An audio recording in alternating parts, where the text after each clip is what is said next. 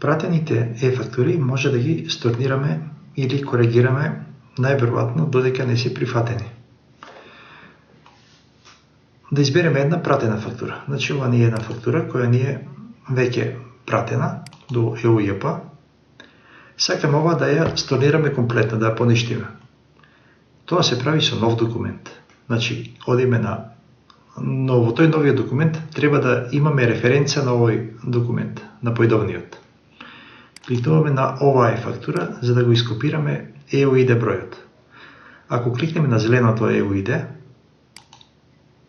ова се копира во клипбордот, овој број. Можеме да направиме нова фактура овде. Еве, документи, копира во нова фактура. Правиме идентична нова фактура на првата. И ако одиме испратница купувач и нова испратница купувач, нормално за сторнирање треба овде количини минус 5, минус 1. И ова фактура ако ја пуштиме, ќе ни биде сторнирана. Сторна фактура EUID во e-фактура. По елегантен начин е, место да правиме фактура со количини минус, да одиме со повратница купувач. Ова ќе го избришеме овој документ.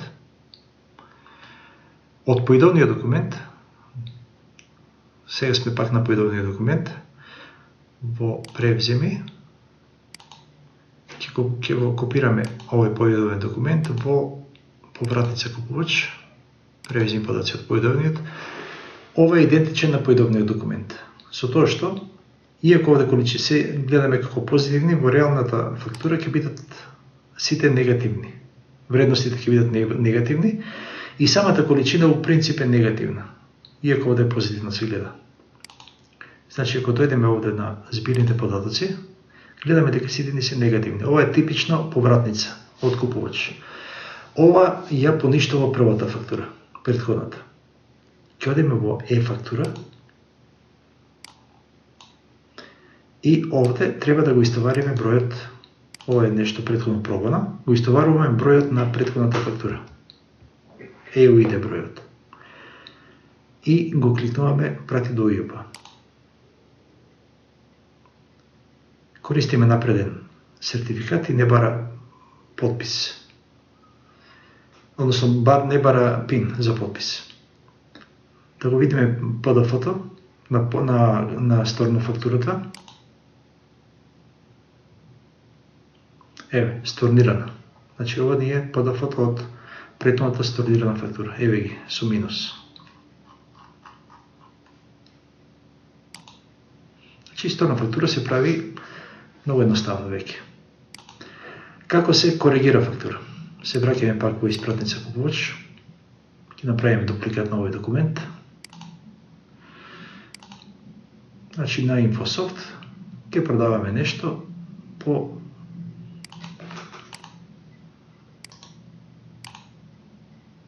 еден со еден. Ево ово го продаваме. Фактурата нормално сега не е се уште пратена. Го нема QR кодот. Ќе ја пратиме на EUJP. Пратена. И сега гледаме дека нешто имаме корекција, дека сакаме овде да ставиме за 3 месеци. Не можеме во истата фактура, односно не смееме. Најдобро е, единствен начин е да направиме дупликат на ова, копира во нова фактура и во новата фактура да ставиме овде 3. Сега, ќе мора да се вратиме на претходната фактура. Зошто? Затоа што ќе ни треба EUID бројот. Овој број. Клик. Одиме во последната фактура и во e-фактура мора да го истовариме овде. Но овде мора да кликнеме корекција. Овде, со еден тап ќе се добие датата и овде кој е причината за корекција? Грешка по количина. Вака фактурата сега кога ќе ја пратиме би требало да помине. Идеално. Да го видиме PDF-то. Еве ние. СТ сторна корекција. Еве ние која фактура ја коригираме. Значи, сторно и корекција се прават на идентичен начин, со тоа што кај корекцијата мора да бираме причина за корекцијата, а кај сторното причина за сторното. А се прави дупликат на документот. За сторно мора да биде минус, за редовна корекција идентичниот документ со коригирано нешто во него. Тоа е корекција за, односно сторно и редовна и корекциона фактура. Значи да запомтиме, сторно и корекциона фактура се прават во нов документ. Никако во истиот документ.